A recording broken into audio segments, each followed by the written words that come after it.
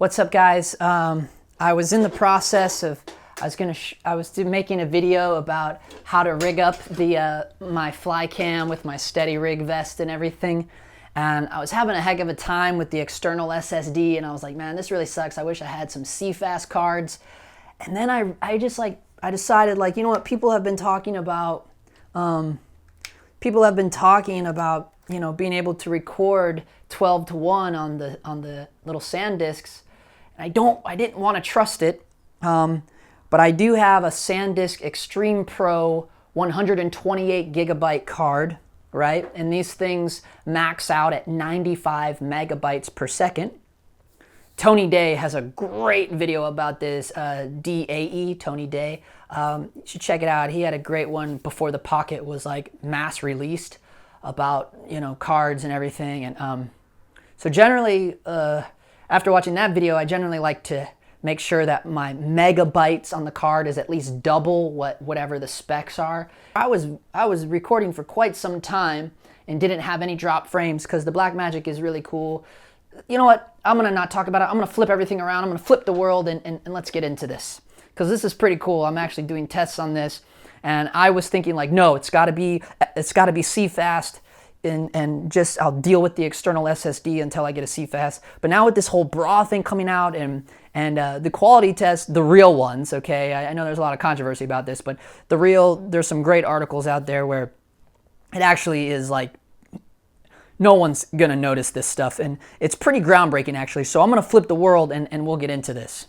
Now, looking at the specs here on the Blackmagic website, I'm sure you guys have all looked at this. Everyone knows about this. 12:1 is 34 megabytes, 8:1 is 51 megabytes, and our Q5 is, oh sorry, before I think I was saying Q0. Q5 is 21 to 58 megabytes. So this is cool news for these SanDisk Extreme Pro cards. Now, I know what a lot of people are going to say right off the bat. They're going to say, oh, you know, Blackmagic said with the original Pocket not to use these cards. And, you know, everyone has seen these. These are these SanDisk Extreme Pros. But they max out at 95 megabytes. And now, if you have your little Angel Birds, man, you're going to have no problem at all. But for someone like me, who's never really had to mess around with this stuff, because I've always shot with, let me pull out and talk to you guys for a minute. I've never really had a problem with this stuff because I've always shot with external SSDs with the Ninja Inferno hooked to the GH5. So this whole, like, you know, this bigger demand of like SanDisk Extreme Pro cards and things is a little different, but I just want to show you how cool this can be. So let me reformat this card real quick so we can start from scratch. And yeah, I'm formatting an exFAT because I've read and came to understand and believe that exFAT is more compatible with multiple formats and computers and things of that nature. Okay, so that's good. Okay, so you see here, I can go in here and I can put it on, let's try Q5 first. Q5 is the one. And you'll see here I can do, this is at 60 frames per second in 4K DCI. Sorry, let me get my fingers out of there. This is at 4K DCI, constant quality Q5. And you can go here and make sure that you have stop record if card drops frame. Okay, and usually what it does, it'll show a little exclamation mark, like right here, watch. So we're gonna start recording over here, and here we go. And notice how, if it starts dropping frames, you'll see an exclamation mark right here where the red record dot is. And you can watch your time code there, but there's no exclamation mark happening here. And we can just let it roll for a minute while we look at our friend. And I got the Rokinon Cine lens on here. This is the 24mm with the Metabone Speed Booster Ultra. And so if anyone's interested in that, but mainly I'm just trying to kill time while we watch it record. Now this is the Extreme Pro SanDisk that I have in here is a 128 megabyte card. And you'll see how it's jumping. Now people commented that on my previous videos. It's jumping because it's Q0. It jumps based on what it's recording.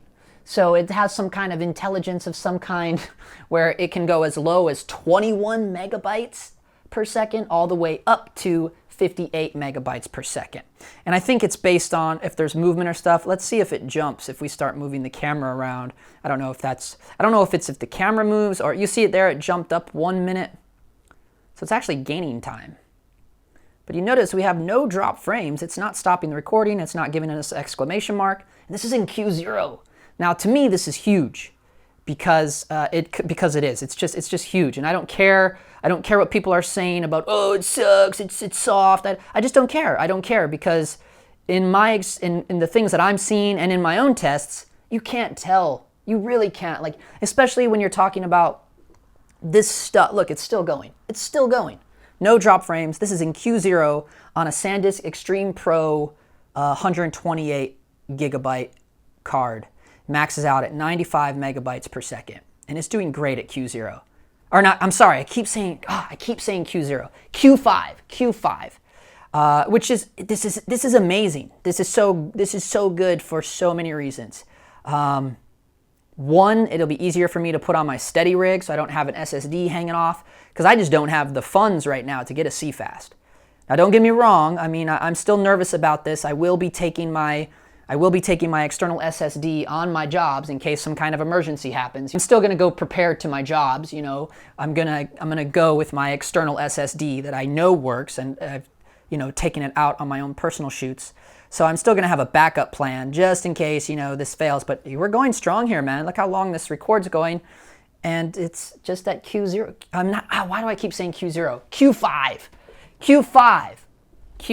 This is Q5. So as long as you stay with Q5, I think you're gonna. I think constant quality is the one to shoot at. Some people would say no, don't do that, but I think it's in my own personal tests. The constant quality codecs to me just seem the better way to go, and to have Q5 on a SanDisk Extreme Pro little tiny SD card, this is a big deal for me. Steady rig, handheld. It's just going to make a nice, sleeker rig. This is great. I'm super pumped about this. Look how long it's going. And then we can stop. And if you don't believe me, we can just click play and just see how well it did. And here we go. And notice how if it starts dropping frames, you'll see an exclamation mark right here where the red record dot is. And you can watch your time code there, but there's no exclamation mark happening here. And we can just let it roll for a minute while we look at our friend. And this is great, guys. This for me is a huge bonus.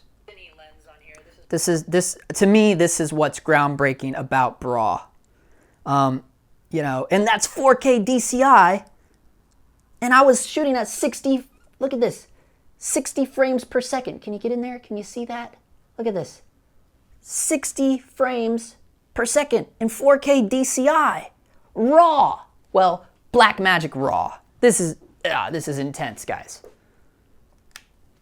Guys, this to me is this is like groundbreaking. Like you can see, like I'm geeking out about it. I'm excited about this because one, it's gonna make my life so much easier when I rig up my my fly cam. I was doing a whole video about the vest and the arm and how I was gonna rig up my Blackmagic, but I was having such a hard time balancing with the friggin' SSD, and it was adding to all the chaos. But that is, wow, that is cool to know, like, hey man, we can go do these shoots in Q5, yeah, like I said, the shoot is coming up this Monday, so I will be able to report back real findings and see how well the whole shoot went on a few SanDisk Extreme Pro, because I got tons of those things laying around, the Extreme Pros. I think as long as it says 95 megabytes per second, you should be fine at Q5. And maybe I'll shoot this over to Tony Day and see what he thinks about it, because he seems to be the guru on the memory stuff. But from what I'm finding out, I mean, it was running for about 3 minutes there, no problems at all.